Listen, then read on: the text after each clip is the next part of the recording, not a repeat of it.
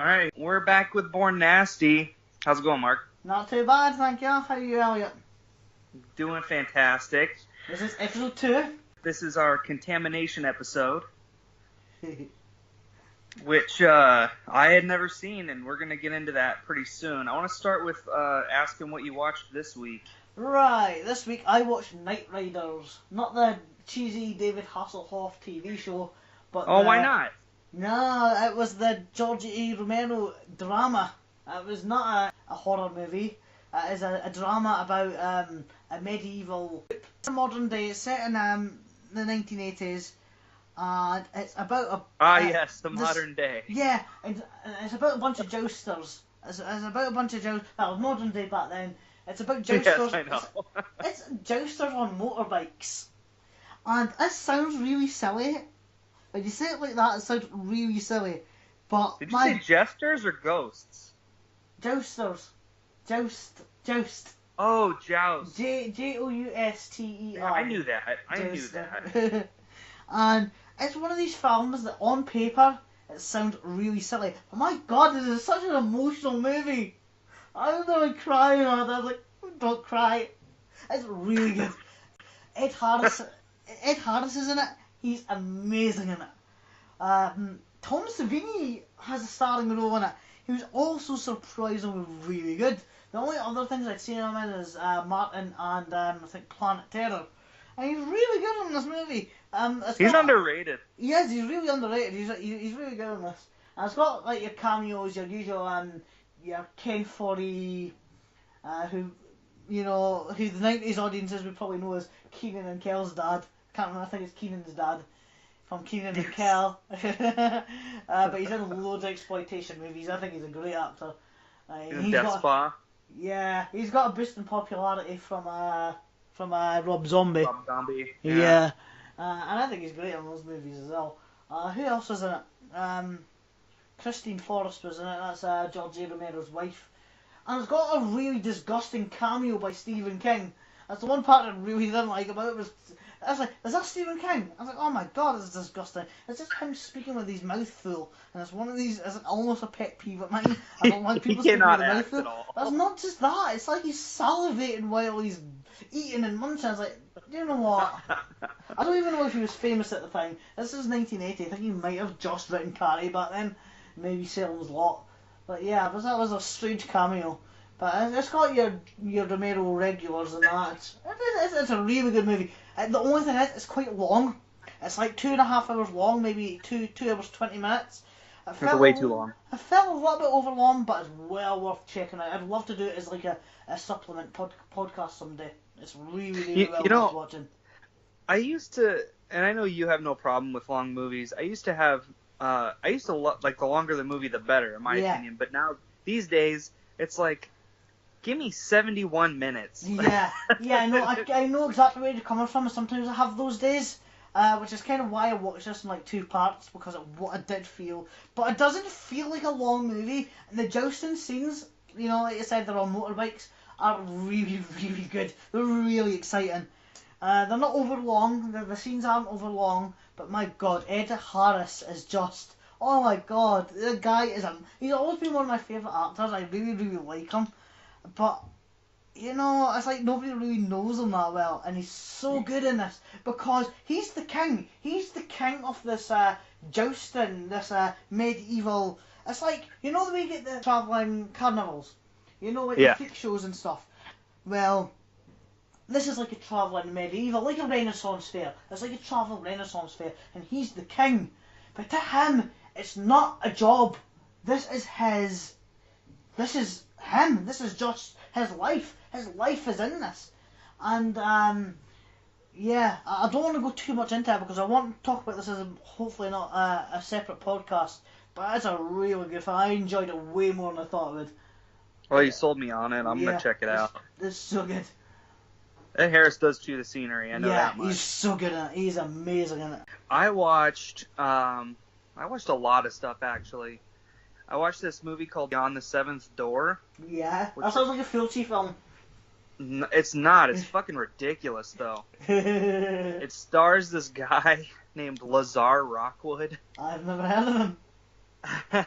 There's no reason you should have. Is he African American by any chance? He's not. Is he not? It sounds like a total black guy in him. I don't know what the hell he is. He is weird looking. He is the weirdest looking man I've ever seen in my life. And he's supposed to be like a badass in this movie, and you just never really get that impression while you're watching him. Yeah. Oh my god, it's hilarious. It's like one of the best bad movies I've ever seen. What's the name of this again? Basically, Beyond the Seventh Door. Beyond the Seventh Door. I'm gonna have to make a mental note of that. Severin's little, I don't know if you know Severin Films, but they're little, they have a separate distribution called Intervision, and they put out really weird shit, and they just put that out.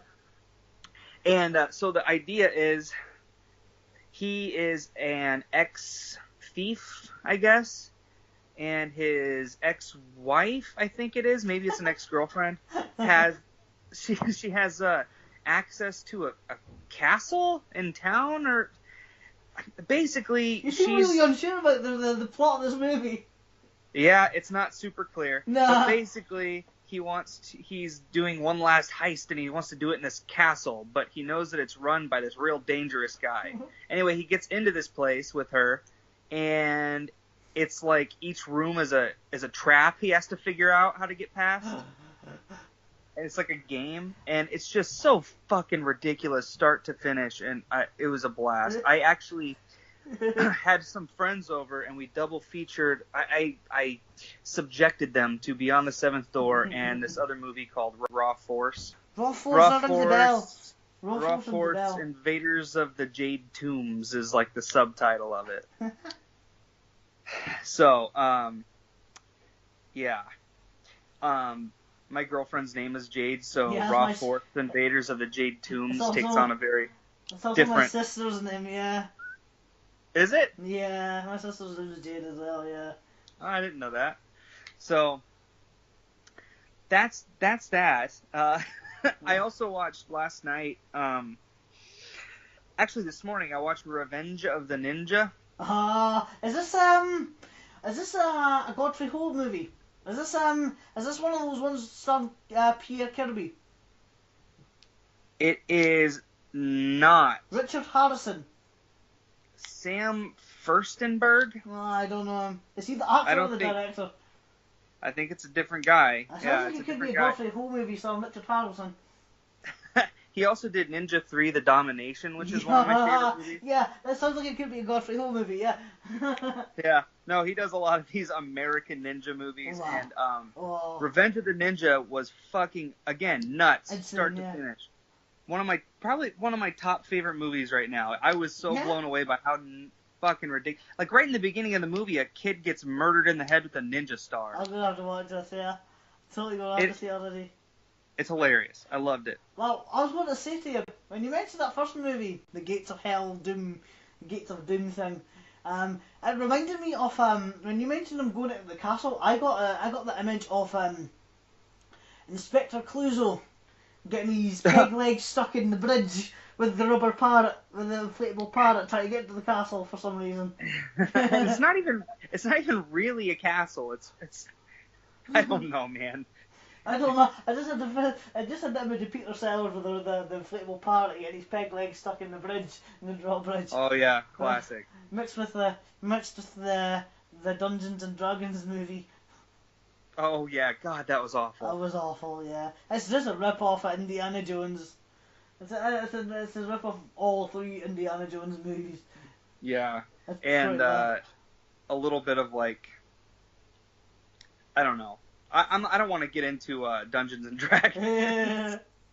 I also watched Annabelle Creation, finish that movie up last night because I'd heard a lot of things about it on various podcasts and stuff, so I wanted to check it out, and it was fine. Yeah, it wouldn't be one I personally wouldn't check it out.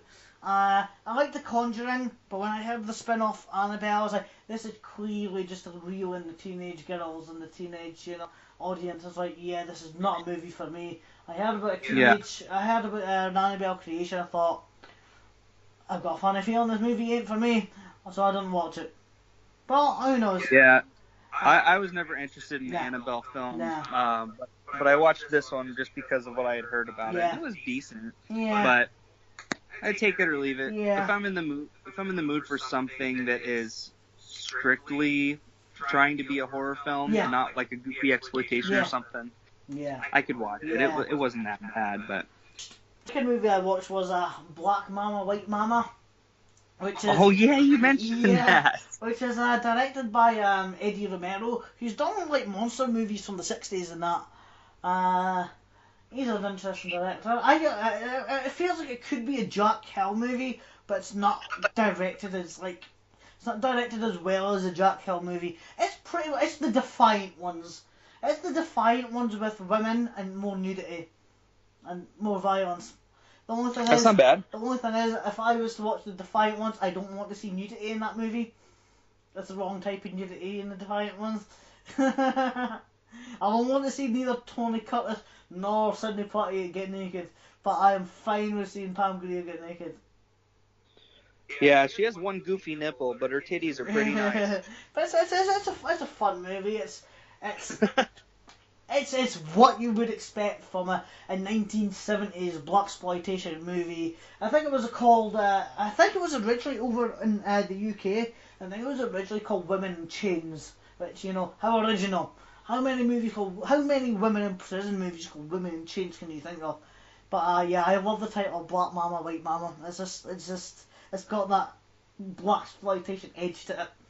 But, I was gonna say it's very exploitative just in the title alone. One of the very first scenes in it has them all, obviously the new prisoners, they go into the shower room, and obviously there's one of the prison guards has a little hole watching them and starts masturbating to the naked ladies as they feel around in the shower. Of course, because I wouldn't be as you do. I wouldn't be a 70s exploitation movie after it. Of course, she gets interrupted just before she orgasms. But it was fun. Speaking of, is that everything you watched? Yeah, I didn't watch very much. All right. Well, speaking of goofy titles, we should do. I want to do a top 5 list with you of our favorite movie titles. I had fun with this. I tried to stick to the genre as close as I could. Yeah, so did I. But just because you got to narrow the field a little bit. Yeah. You can't look at every movie in existence and choose from them. So yeah, now I have 1, 2, 3, 4, 5, 6, 7, 8, 9, 10, 11, 12, 13, 14, 15. I've got 16 here, right? But that's just in case I repeated any of yours. Now, one of these is not a horror movie. So, and that is definitely going on the list because I love the name of it. So, are we doing one each? Are we doing, you say one and I say one, or yeah, you say 5 let's and do I that. say 5? No, we'll do one at a time. So you go first. Right. Right. This is not in any order, by the way. Right. This is just completely chopping mall. Chopping mall. I just love there's a pun, of shopping mall. Chopping mall. And it's a great movie. It's a great movie. And it's got a cameo by the great Dick Miller, who's the guy from Gremlins. Goddamn Gremlins! He's the old guy in Gremlins. He's in every Joe Dante movie. He's always the kind of he's either the delivery guy or he's the guy. You know his voice right away. He's got a really distinctive voice. He's got that. He's awesome. And he's the mall cleaner in this movie. And yeah, it's a good movie. If you ever get the chance to see it, if you haven't, please watch it. It's got the subtitle Killbots. That's just, that's an alternative title. Killbots isn't the same as Chopping Mall. Killbots would not have made this list. Chopping Mall does. But there's no. Okay, I actually hate the title Chopping Mall because there's no chopping in the movie ever. No, but there's something great about it. It's the ridiculousness of the pun. There's just that pun alone just it makes me laugh. I hear Chopping Mall. I have to say, what do you want to watch today? Chopping Mall, and I'll have to giggle after I say it. Which is why it's made the list. It has nothing to do with the movie at all, but it doesn't. It really doesn't. This is not about the movies. It's about the titles. So as a title, I like Chopping Mall. It was a good movie though. Yeah, it was a good movie. I'll start with one that I mentioned before, just because it is one of my favorite movie titles of all time, and that's Twitch of the Death Nerve. Yeah, that was on my list. Yeah. God, it's just everything about it. It's really. I don't even know why they had alternate titles for this movie. Yeah. Bay of Blood and all that. It's got so many different titles as well. It's got Carnage and Bloodbath and Yeah, it's got so many, but Twitch of the Death Nerve is amazing. God, it's so fucking good. Yeah, It's like you get a mental picture of like. You can feel it. Yeah, it's a movie title you feel. Yeah, the Death And Nerve. it just sounds like it's gonna be intense. It just sounds like a metal album I kind or of something. want to know what the Death Nerve actually is. But yeah, that's a great title. That's a good question, though. I wonder what the director's preferred titles of these movies are. Twitch of the Death Nerve. I That don't is give the a fuck preferred what title? he says. I know it's his preferred title. No one can ask him. He's dead. The dude's dead, so but I'm just gonna guess it's Twitch of the Death Nerve because it's clearly the better title. Yeah, but if I found a genie tomorrow and had 3 wishes, I would waste one to ask him what his preferred title was. Wait, there's no doubt about that. That couldn't not be anybody's favourite title. I mean, I agree. I can make a children's movie tomorrow, and if it was retitled Twitch of the Death Nerve, even if it's about a talking dog, that'll still be my favourite title for it. If it's about a talking hedgehog, I would still prefer it to be called Twitch of the Death Nerve just for the sake of it. Yeah. Alright, go ahead with your second. Right, my second one. I had to narrow this down because I had a lot of the ones in Massacre, and this is the one I thought out of all the Massacre movies, this is the one I picked. Demented Death Farm Massacre. Gosh, that's good. Now, I've not seen the movie. I've not seen it, but that title just makes me laugh. Demented Death Farm Massacre. Yeah, that's good. And it's one of these movies, I know for a fact it's got like 100 alternative titles, but that's just, I don't care what anyone says, it's just the best one. Right, why would it have any others? Yeah, exactly. Not necessary. Exactly. Why would you need another title with a name like that? It is my goal to see and own every Massacre film, which... That's going to take a long time. You've got Nail Gun. Oh yeah, there's like 60 of them. Yeah, you got Nail Gun Massacre. You got fucking everything's got a massacre. Mountaintop Motel Massacre or whatever. There's so many. There's so many. I've got several. I've got a good handful. I think I've got a few as well. I've got oh, well, yeah, there's a lot. I can't think of any at the top. I know Nail Gun Massacre. I know there's Wood Chipper. Slumber Party Massacre. There's a Wood Chipper Massacre. That's right. Yeah, there's a lot. I have one called Pool Party Massacre. Yeah, I was infamously known as the pool party guy for a while. There's also a movie called Dude Bro Party Massacre 3. Yeah, that sounds terrible. Yeah, I mean, it's funny, but it's not. Yeah. That sounds like a trauma movie. It does. Alright, for the next one. You're number 3? My number 2. Oh, you're number 2? You went first. Yeah, I don't know. So, I Drink Your Blood. It's just right to the point. Straight to the point, yeah. Yeah. I drink your milkshake. I mean blood. If we ever do top 5 taglines, there's one similar to that I can think of. It's just straight to the point. I'm not going to mention what it is just in case we ever do it, but it's just straight to the point. It's like, yeah. Yeah, I drink your blood. I don't really have much to say about it. I love the movie. I love the title. Yeah. Right, this next one, I got it on Blu-ray, but I've never watched it. Blood-sucking pharaohs in Pittsburgh. Yeah, that's makes you think. It's like, okay, is it a mummy film? I don't know. I know Pittsburgh is where George A. Romero's from, and he I think is it Pennsylvania? Yeah. And I know he filmed all his movies. He filmed all his movies there. May he rest in peace. I didn't know that. I didn't realize that. Yeah, it's just there's something about it. I've got the 88 films Blu-ray of it, and it's one of these ones I really want to watch soon. But I just thought blood-sucking pharaohs in Pittsburgh. Why are the pharaohs blood-sucking? I have no idea. I've not watched the movie yet, but I really want to watch it soon just to find out why.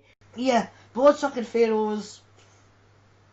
In Pittsburgh, I don't know, there's something about it that appeals to me. That's why I bought it. I thought, it's probably a terrible movie, It's probably awful, but I can't not want to watch that. I'm surprised you haven't watched it yet. So am I. I'm surprised, but I was going through shit at the time when I bought it, and I didn't watch a lot of these kind of movies. So yeah, now my circumstances have changed. I'm back into watching these kind of movies again. I think you should get into that one pretty soon. Yeah, totally will. Right, you're number 3. All right, my number 3.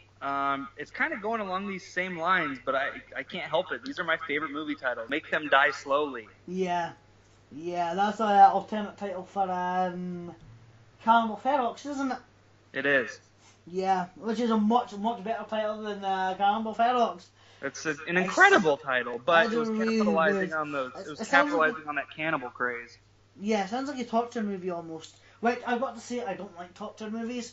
You know, when I say I don't like torture movies, I mean along the lines of the Eli Roth and the later, Saw and stuff like that. I love the first Saw movie, but toward as it goes on, Saw 3, I saw Saw 3 and I got bored. I was like, yeah, do you know, I've had enough of these movies. I never just watched gore them. flicks. Yeah, I don't want to get me wrong. I like my gore and my violence, but I don't like that kind. It's just it doesn't appeal to me. Yeah, there's sadly a market for it. But what can you do? There's a big market for it. Yeah, some people just want to see the most crazy thing on screen, and yeah. I think that subtlety is usually better. I can get down with a gore flick or a torture flick from time to time, but if I'm looking for quality, I prefer a subtle horror. But. Yeah, no, I know exactly where you're coming from, I know exactly where you're coming from. Is this my number 4 coming up? Yeah, Make Them Die Slowly, no, your turn. No, oh, this is hard. Right, yeah. The Headless Eyes. The Headless Eyes. The Headless Eyes. Now, apparently this is I've never seen, again, it's another movie I've not seen. Apparently it's really grimy. It's a really grimy, dirty feeling movie. And title alone makes me want to watch it. The Headless Eyes. Not to be confused with Eyes Without a Face. Yeah, not to be confused with as far as I know, it's a completely different movie. One is like an art house movie, and the other one is a cheap exploitation movie. Apparently it's filmed all around 42nd Street. So you could have actually been in 42nd Street watching the exact same movie that was being filmed there. That's beautiful. It's one I want to see, but there might be one discussed in the future. That'd actually be a pretty cool idea to have your movie filmed like with the killer going into the theater that you're gonna debut the film at. Yeah, like Gremlins 2. Yeah. All right. Except I don't like that movie. I watched it again recently, and I couldn't. It's not as good as the first one, but there are parts of it I like. It's too long. Christopher Lee's good in it. They got the Glover, John Glover's good in it. Yes, slightly too long, yeah. It's got Dick Miller in it. My number 4. Space Babes from Outer Space. Yeah, I like it. Yeah, it's so redundant and beautiful. I can just imagine there's a lot of nudity in that movie. You can tell. They're not going to call it that and then not deliver on it. Yeah, yeah, totally. Although the main, the girl that I view as the main one, only because, I don't know why I view her as the main one. Maybe because she's the star in all of the other films by the same group of people. Is she Linnea Quigley? No. It's Ellie Church. You see her boobs in like all of her other movies, but not in this one. But you see everybody else's. Sweet. So, but I had already seen them. So yeah, it's like having a movie with Shannon Elizabeth in it and not seeing her boobs. It's like we've seen them in millions of other movies. Why not this one? Like Jack Frost. Yeah. Yeah. God, I remember that one. Yeah, that must have been one of the first movies. All right, and your top, I don't know if it's your favorite, but... Right, I think this is a family movie. And just the title alone made me choose this, because... Now, this is not a horror movie, as far as I know in any way. I know nothing about this movie, but it's one of these movies, titles, that brings a smile to my face every time I hear it without knowing anything about it. It's Cloudy with a Chance of Meatballs. Oh. I love the title of it, regardless of I've never seen the movie. But it's based on the book. It's based on a children's book. Is it? It's a great title for a movie. It is amazing. If I was a kid, I would see that movie. It was pretty fun. I don't know why I've not seen it as a grown-up, because I love the title of it. I think it's brilliant. I think it's fantastic. It's a great book, and the movie was pretty good. I think my daughter liked it. It's a really good title. All right, and then my number one. This is my favorite movie title of all time to this day. Mine wasn't in any order. Huh? Mine wasn't in any order. That was just a. Mine is in order. Mine wasn't in order, but this is my best. The rats are coming. The werewolves are here. Yeah, I heard that. Yeah, that's a great title. Yeah. What the fuck? Yeah. What would you expect? Are the werewolves going to eat the rats? I don't fucking know. I haven't seen the werewolves. I don't know what's happening there. It's been on my list to watch for a long time. Oh yeah, that would make me want to watch it. But yeah, there's Go ahead. You can go ahead with runner-ups if you want. Oh yeah, there's so many I found there. There really were. Another one along the lines of the Hairless Eyes was The Love Butcher. The what? The Love Butcher. Oh, The Love Butcher. Which I just love the title again. Another one I like is The Cuckoo Clocks of Hell. God. Which is an alternate title to The Last House on Dead End Street. That sounds like a Goosebumps book to me. It does, doesn't it? Yeah. Yeah, it does, totally does, doesn't it? It totally does, The Cuckoo Clocks of Hell. I think there was something to do with the Cuckoo Clock in the Goosebumps book. It was called The Cuckoo Clock of Doom. Yeah, I think you're right, yeah. Another one is a Shaw Brothers movie called Human Lanterns. Yeah, no, it's a great movie. Only two more. I've got Hollywood Chainsaw Hookers. I was expecting that one to pop up on your list for sure. Yeah, although this was when it came out on video over here in the 80s, it was censored to the title Hollywood Hookers, and it had the woman there with the chainsaw in her hand like that, and where it says chainsaw on the actual chainsaw, it just had a black type, so it said Hollywood Hookers. Why? Because the BBFC were assholes and didn't know what the fuck they were doing. Just a bunch of assholes. Yeah. And the last one is the alternate title, one of the many alternate titles for Living Dead at the Manchester Morgue, which is on the Video Nasties list. It's Let Sleeping Corpses Lie. Oh yeah, that's a good one. Yeah, it's a great title. That's got that's also known as Don't Open the Window, and it's got a lot of titles. I had a couple runner-ups. I had a Nymphoid Barbarian in Dinosaur Hell. A Nymphoid Barbarian in Dinosaur Hell. Yeah, and I also had Sorority Babes in the Slimeball Bolorama. I've heard you mention that. That's a good title for a movie, but I've never watched it. It sounds like a bowling movie almost. It's got Linnea Quigley in it. It's not a Linnea Quigley movie. Yeah, and it's not great. It's kind of like a Full Moon features. Yeah. It's got a crappy little goblin thing in it. It's not good. I was disappointed by the movie itself, but but it was fun anyway. I think what's the one I've got like that? It's got George Clooney and Linnea Quigley in it. That's over there somewhere on 88. Maybe. Oh yeah. I've got it over there. I can't really see the title from here. It's called Horror School Reunion. Return to Horror High. Return to Horror High. That's it. I've got it over there, but I've not watched it.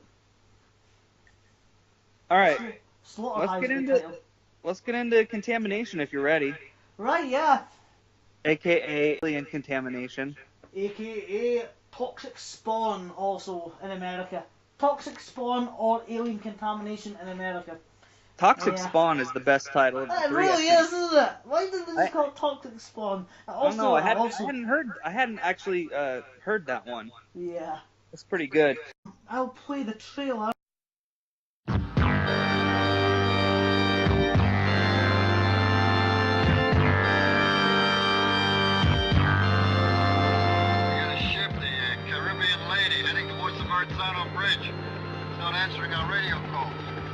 Fred, the suspense is killing me.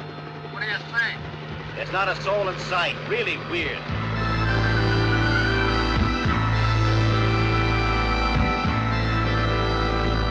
There's somebody in there, I'm sure of it.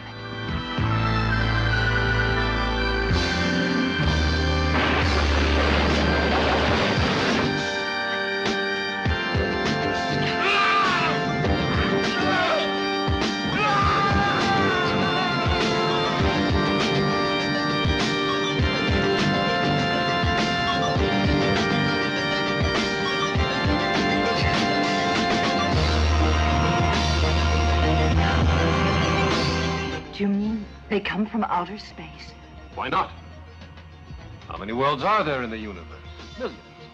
Perhaps billions. Unless they come from much closer, but...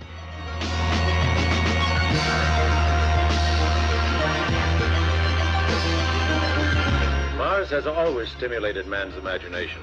But as far as that cave was concerned, there was absolutely nothing in there. You were telling the truth all along. But these are photographs.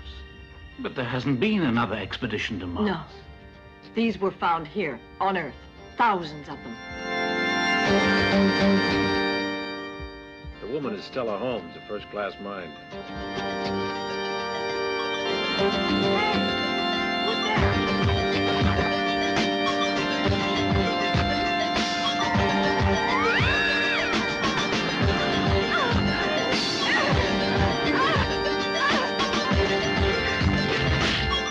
Gentleman and lady would like information about our coffee. All your questions will be answered here.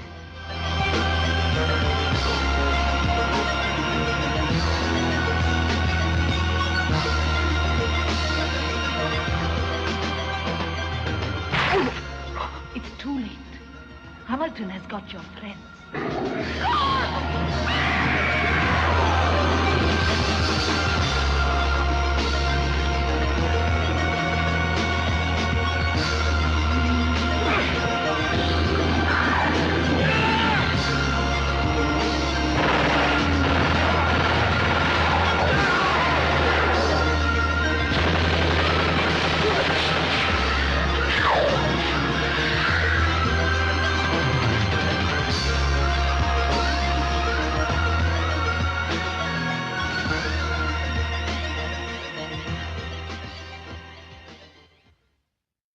Before we get into the plot, do you have any history on this one at all? I do a little bit, yeah. I was Go for directed it. by directed by Luigi Cozzi, who's credited as Louis Coates here. Now, do you know that the Italians always had a thing for going by so-called Americanized names, you know, Hollywood, Anglicized yeah. names. Yeah, and they were all so obvious, such as Louis Coates. Right. Now, do you know what else Luigi Cozzi, sorry. I'm getting the names right. Do you know what Luigi Cozzi is also more famous for? I do not. He's famous for Profondo Rosso, which is the Dario Argento movie, but they're both co-opened a shop in Italy. I think maybe somewhere in Rome, also called Profondo Rosso. And this is dedicated to everything horror movies, horror masks, horror makeup. If you go to Rome, he is there every day behind the counter. Luigi wow. Cozzi. Yeah, and it's called Profondo Rosso after the Dario Argento movie. So he actually co-owns the shop. That's awesome. Yeah. I'm trying to think if there's anything else I know about it. Probably just little plot things I know. Okay. No. So you might have to help me with the beginning a little bit because it wasn't really clear. But it starts out with there's a tugboat that's abandoned. Yeah. It's like a ghost town or a ghost ship rather. They call it a ghost ship. And there's just a couple of scientists in a helicopter, and they just so happen to find the tugboat. Yeah. Yeah. Okay. So I wasn't sure who was in the helicopter because I was like, neither was I. Kind of random. But there was a guys. There was a lot of real good lines right off the bat. Captain's Oh, a real yeah. Captain's a real turkey. Oh yeah. going in like gangbusters, stuff like that. Yeah. And right off the bat, we're treated to that, delightfully poor dubbing, which I always enjoy. Oh, so do I. Did you happen to hear Edward Mannix? Hear what? Edward Mannix. No. Do you not know? He's a dubbing artist. Is that dubbing? He's a dubbing guy, and you hear his voice in everything. He's dubbed a couple of cameos by Lucio Fulci. He's dubbed everyone. And you know his voice right away because he's got a real. He dubbed the guy Dr. Turner in this movie. He was the guy with the moustache at the start of the movie. And he's got the really distinctive New York accent. You know him if you watch Contamination again and listen for Dr. Turner at the start. It's Edward Mannix now, and you recognise his voice right away. I wasn't sure if you would. That's actually very helpful to know. I haven't really paid much attention. You'll recognise his voice in a lot more of these movies we watch. Huh? You'll recognise his voice in a lot more of these movies we watch. Yeah, I've noticed that there's a lot of similar voice acting casts. So yeah. That makes sense. So they find this thing. Upon further investigation, I know that they find that there's like some strange eggs in the boat. Yeah, they find a lot of bodies that are kind of mutilated, don't they? Oh yeah, they call them exploded bodies. Yeah. The bodies appear to be intact, but there are giant holes in their chests where explosions occurred. And then they discover these eggs that are in a coffee shipment. Really, this movie is about coffee. It's an allegory for addiction and coffee. You think? Yeah. I didn't get that. No, I'm just messing. But so yeah, they investigate the eggs, and the one guy is picking it up, very much Prometheus style, investigating this egg without any proper. Here's the thing, right? When they find the first egg, and it's glowing. Yes. Because this egg's bigger than the rest of them, and it's glowing, and he decides to pick it up. And you pick. I wasn't sure. Is he picking it up really slowly, or did they use a slow motion effect, or are they picking it up really slowly to simulate a slow motion effect? Because any of these three wouldn't surprise me with this movie. That didn't occur to me at all while I was watching it. I really didn't know. But yeah, so he gets kind of squirted and himself explodes from the inside. Uh-oh. Yeah. Which is the movie.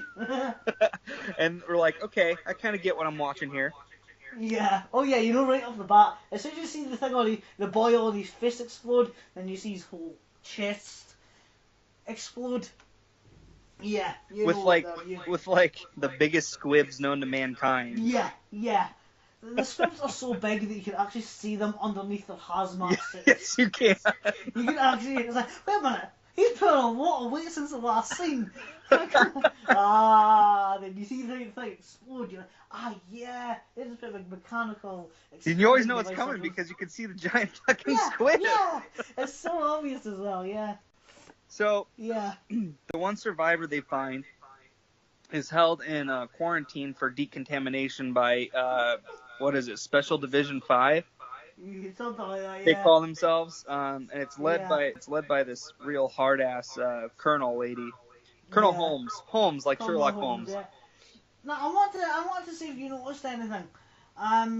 There's a couple of characters in this, Dr. Hamilton and Dr. Hubbard. Now there are two very famous sci-fi writers called Edmund Hamilton and L. Ron Hubbard. I didn't get that connection. Yeah, I didn't catch the connection. Do you think this is a coincidence? No, it seems pretty intentional. Yeah. Because then you got Colonel Holmes, and she's investigating everything, and yeah, exactly. I think it's tongue in cheek. Yeah. So they're studying these eggs, and they realize they're not really eggs; they're clusters of bacteria, like concentrated bacteria. But and they don't know if it's man-made or not, and so they experiment with it and stuff by exploding a rat, which is that was pretty. It's a good effect. It's a good effect. It was a very good effect. That was pretty grim. It's the best effect in the movie. is an exploding rat. Now can I just interrupt and say something? Yeah. When Dr. Holmes says, this is not an egg, this is a bacterial such and such and such and such, for the rest of the movie, she calls this movie an egg. Yeah, she calls it an egg. The rest of the movie, that one sentence where she says it's not an egg, is the only time she refers to it as not an egg. The rest of the movie is an egg. Yeah, it's just easier to refer to the thing as an egg. Yeah. I just like the contradiction there. I did notice that too, yeah. It's the first of many contradictions.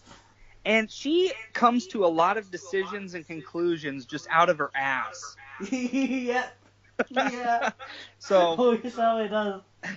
explode this fucking rat. Fuck it. She decides all at once. She decides all at once that someone intends to drop all these eggs in the sewers to blow up the city. Yeah, I forgot about that part. I must have blocked out of that part. I did not hear that. Where the fuck she got that idea, I don't know. But she just I don't know decided. if anybody gets any of the ideas of this movie. Yeah, so anyway, they're like, all right, well, we better cut them off at the pass. We better go, because the shipment isn't due to actually get out until tomorrow. Yeah. Which, something else they just kind of realized all of a sudden. Yeah, everything's so out of the blue, isn't it? It's like... Which I liked. I enjoyed that about it. Yeah. It was not overly... There wasn't so much exposition that you got bored.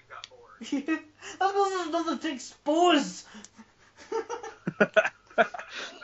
There's no plot or such to like kind of get out there. They just say, do you know what? We're going to chuck shit at you and you're going to buy it. Yep. So they go to the warehouse that... is it the coffee warehouse? Yeah, well, they freeze the eggs first, don't they? What's that? To destroy the eggs at first, it tries to freeze them. Yeah. Which in a similar scene where she decides to burn a shitload of them, a guy says, wait a minute, you were freezing them earlier, now you're burning them. Yeah. This guy is actually... He raises a good point. He's raising the contradictions of the movie's plot. You know? As if your actors or, you know, are actually telling you the contradictions of your own plot, you've got a bit of a problem, you know? I love that, though. I love that they're like, how do we explain this? I don't know, we just have a character go, what the fuck is happening? Yeah, that's pretty much exactly what happens. So they're goons. It's kind of just starts off by saying, we just do whatever's necessary. Yep. Yep. I love that, yeah. So there are these goons protecting this warehouse, so obviously they're guarding something. And they're actually guarding some eggs that are in an alley. Yeah. and then, you know, more chests start exploding, and yeah. then they torch the eggs, they find the flamethrower, if three guys would just go in there to stop them, if three guys go in there, the guy will stop, and then one egg bursts, and then three of the stomachs will go bang. You know? It's like, okay. So, do you want to explain the stuff with the old astronaut Hubbard when we're introduced to him? Yeah, right. This Hubbard guy, he was played by Ian McCulloch, who was in a lot of these kind of movies. He was in a lot. He's a Scottish actor, and he was in a lot of these movies. And he's a drunk guy who was sent on a mission to Mars. And this Holmes woman ended up putting in a complaint to him, a complaint about him, because he was so-called. He wasn't very good at what he was doing, or he was What did they say? They say he fucked up the mission in some way, didn't they? Yeah. Well, I think. They don't actually say what he done. He just says he went to Mars, and then he ends up denying it all because it seemed to have gotten him in a lot of trouble. Well, they encountered these fucking eggs, I think. Yeah. Because when he sees the photographs, he goes, "Oh, you've actually got photographs." Where he's obviously done drawings on them, and everybody's told him he's a nutcase. Yeah. Everybody's told him he's a basket case, and she tries to convince him to help out with the eggs. Yep, he's the crazy expert. Yeah, he's the guy, and he's an alcoholic. He likes his drink, and he's kind of a bum, isn't he? Yep. So how do we decide to have him help? Let's all go to South America where the coffee was made. Yeah, the home of coffee, you know, and cocaine. They don't want the cocaine; they just want the coffee with the eggs in it. Yeah. Yes. And we'll also take this big white package at the same time without anyone knowing. So yeah, and then they get there and we meet another character, but the guy is running. Who's running the coffee place? He's clearly an evil fucker. Oh yeah. He's definitely in cahoots. And then there's the women. What's the woman's name? I forget. The blonde one. I don't remember. I forgot names in this movie. Names aren't important in this movie. But all you need to know is Holmes, Hubbard, and Hamilton are the only 3 names you need to know. Yeah, and we realize before too long that the evil coffee fucker, that's actually Hamilton. Yeah. Who was he was on the trip with Hubbard initially, right? And he thought he had died. Yeah. He was the guy that was. Yeah, he was kind of exposed. He was exposed along with him. So Hamilton has his own weird ideas of what to do with these eggs and what's going on. And when we get to, I don't know if this is skipping ahead too far, but when we get to the alien reveal, that's just one of the best. I think that's one of the best things in sci-fi cinema history. I was blown away. Awesome, yeah. He also looks like the aliens from Simpsons, right? The tentacle aliens with the thing. Yeah, the tentacles. Yeah, but I just thought it was so cool. I was not expecting that. Nah, that's big. Yeah. And I think when it eats the guy, when it eats the guy from his head. Yeah. He kind of swallows him like a snake. Yeah, he fucking just eats him. He swallows them all. It hypnotizes people into walking toward it so it can eat them. Yeah. Oh, the one scene that I really liked is where the girl's taking the shower.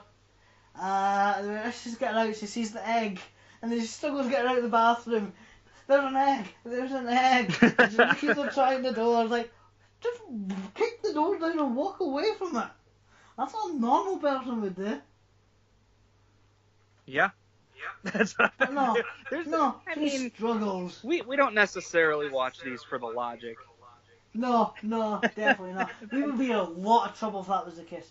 We would be in so much trouble if we were in it for the logic, because there is zero logic to this movie. But the whole time, and I say, should we help her out? No, she's probably busy in there. And then she's like that, trying to tug on the door and help, there's an egg. Oh, and the noise of the eggs as they're about to explode was hilarious. You just hear this kind of noise, kind of thudding, humming noise.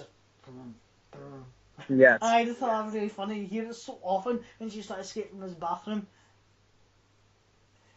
Yeah, that just amused me.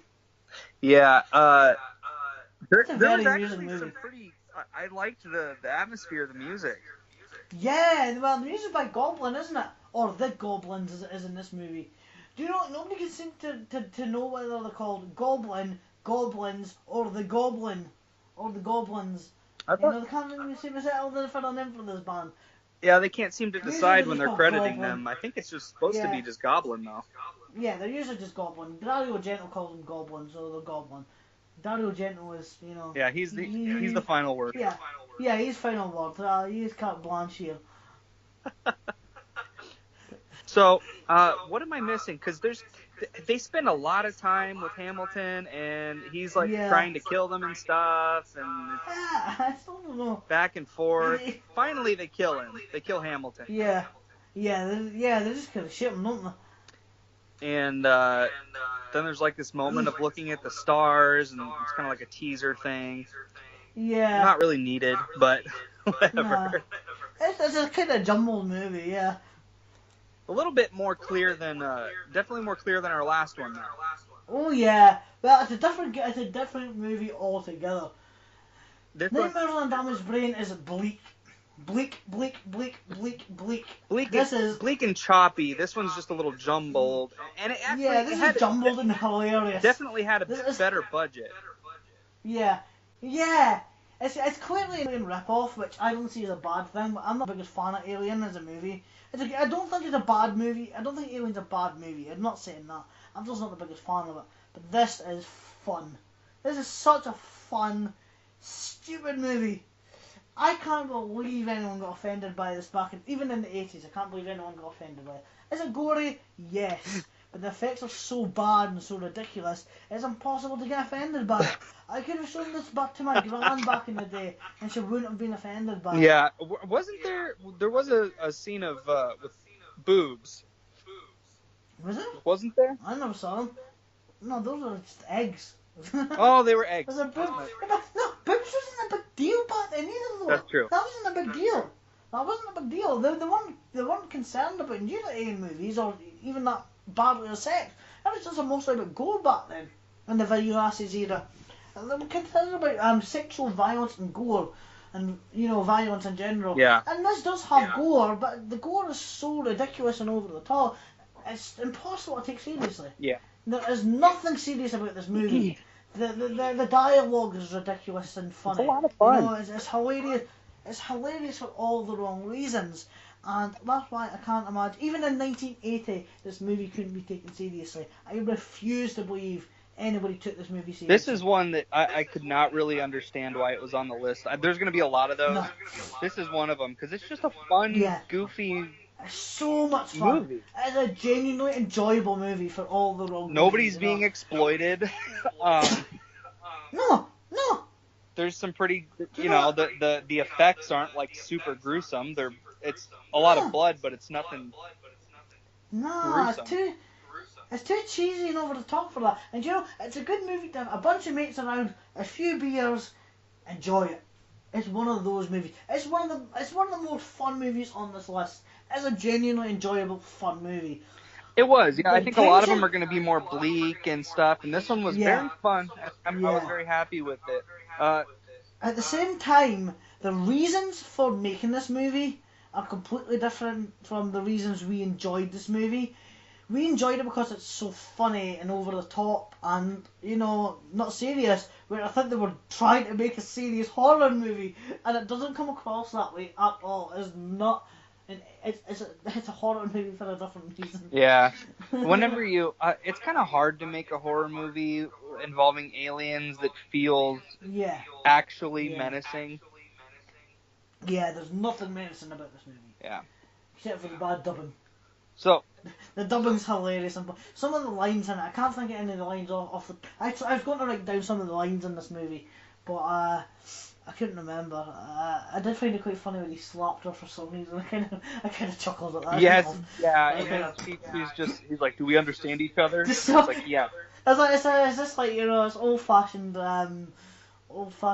misogyny there, I think he kind of slaps her, yeah, let's put you in your place. I kind of... It's funny, but not because it's not funny because a woman's getting hit. It's just funny because of the time period. And the tone of the movie is just, it's a very, very funny movie for all the wrong reasons. If you want a really good comedy to watch, please watch this. It's a different kind of comedy from what you're used to watching, but I think this is one of the best horror comedies of its time. I take it that you would rate this movie positively. It depends. It depends. I can rate it if I'm going for the intention of the movie and its actual merits and stuff. I would get like a 3, maybe a 4 out of 10. My enjoyment of the movie gives this an 8 out of 10. I always rate movies based on enjoyment and whether or not I would. It's usually, if it's an enjoyable movie, then I rate it based on a lot of things, but whether or not I would watch it again is a big factor. Yeah. See, I would totally watch this again. This is about my third viewing of it. Yeah, I would definitely I would watch it again easy. So, I think, for me, I'm going to go with a 7 out of 10. Yeah, I'd go with kind of 7.58 out of 10. It's just way too silly. It's not the least bit offensive. Honestly, now, especially nowadays, even in the 80s, there's nothing offensive about it. No, there's not. Nothing. It's way too silly to be offensive. But the people back then, these moral guardians, they weren't interested in that. They saw stomach exploded and automatically thought, violent, gory movie. If they actually took the time, sat down and watched the movie, they'd be laughing the fucking arses off. They would be killing themselves. They probably watched. Especially if they had a couple of beers and a kebab, you know, they would be like, yes, funniest movie ever. But no, the DPP were idiots. Yeah. Maria Whitehouse was an They idiot. probably watched through the first scene of gore and then turned it off and went, Yeah. okay, Yeah. ban. Yeah, because you got to think the way that these guys were thinking was this likely to deprave and corrupt young minds? No. This movie couldn't deprave or corrupt I anyone. could see watching this movie as a child and my parents letting I'm me. loving it, yeah. Yeah. So. Yeah, I can imagine seeing this as a kid and maybe being a bit grossed out the first time, but no, it's way too inoffensive. It's gory. When you first see the stomach explode, yeah, it's gory. But when you see it for the 100th time, you just kind of laugh. Especially when you know the contraptions are under it. It's so obvious. No, I have one gripe. It's not about the movie. It's about. I know that Arrow put this out. Yeah, that's the one I have. And they put it out in the U.S. too. And in the U.S., it's kind of revealed. You see the one-eyed alien on the front of the thing. Right. Yeah, I think mine says that as well. And luckily, I wasn't watching that version, so I wasn't even thinking about that because it would have kind of ruined that reveal for me. It kind of does, isn't it? It kind of does. As an egg. Yeah. Kind of not. But it doesn't really give anything away. Not really, but to me it kind of does. But yeah. There's a little guy there with these. Oh yeah.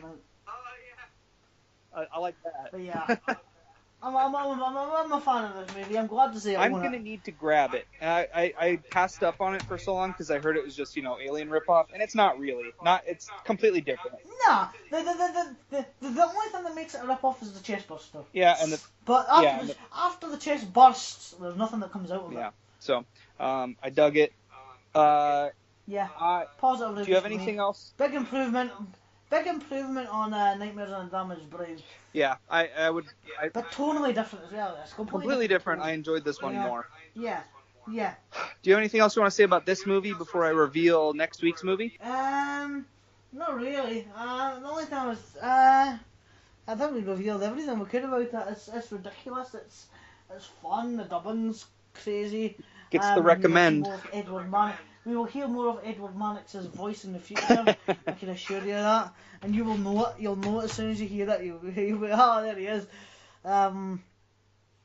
It's just, I've got an affection for this movie. I've stopped to watch the special features. Ooh, do that. But yeah, it's a very fun movie. It's one of these ones you can easily get your mates around, a couple of beers. And just pop it in. I'm gonna buy it after this viewing. I'm gonna buy it. So. Yeah, it's almost like a parody. That doesn't bother me because I like it a lot. All right, so I drew from our metaphorical hat next week's movie. It is Killer Nun. Killer Nun. So this is a non-exploitation movie from the 70s. It'll be probably the first one I've ever seen, unless you count the Devils, the Ken Russell film. Oh yeah, the Ken Russell movie, yeah. But otherwise, I don't think I've ever seen a non-exploitation. I've only seen one non-exploitation movie. Well, this will be good for both of us. Have you seen this one? Yes. Oh. That's my only non-exploitation movie. Oh. Yeah. Well, it'll be my first time. So we could it was a long time ago, but I can't remember what I thought of it, so I'll go ahead and get a hold of it. Pop my Killer Nun cherry. Yeah. I'm excited about it. It's going to be completely different tone than the two we've watched already. I'm pretty sure it is. As far as I remember, I can't remember that much about it, but yeah, I do remember it being fairly ridiculous. The brief bit that I read on it, because I try not to read too much about these, but I was looking it up to see if I could find it, and I can. Yeah. It sounds like it's pretty sexual, and it's shot pretty beautifully. Like the cinematography's good. So those two things said, I'm excited to watch it. Just hearing the genre non-exploitation kind of gives me a giggle. Non-exploitation. It's like they can't really be exploited, can they? Nah, you just hear exploitation at the end of it. They can do that with anything. My favorite. Just add exploitation at the end of it. Punk exploitation. My favorite is Canucksploitation. Canadian. Is that Canadian? Is that Canada? Yeah. There's Ausploitation. Yep. That's like Down Under. That's Aussie. Yep. Zombie exploitation. You can do it with anything, you know. I've got posters on my wall. Can I get poster exploitation? You know, you just, you know. Yeah. It's just crazy, yeah. But yeah, I'm excited for this. Cool.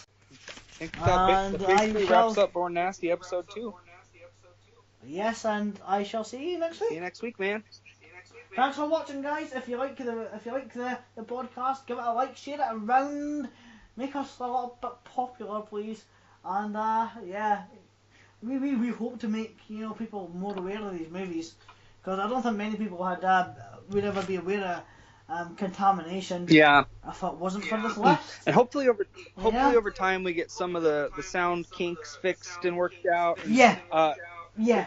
Even after this podcast eventually ends, after we get through all 72 films, I'm sure we'll continue on in some capacity with another podcast. Oh yeah, well, obviously, because after this we've got the Section 3 list. That's true. Maybe we'll dig into that. Which is another 80 odd movies, and there's some great movies on that list. Yeah, so we'll go on forever. Baby steps.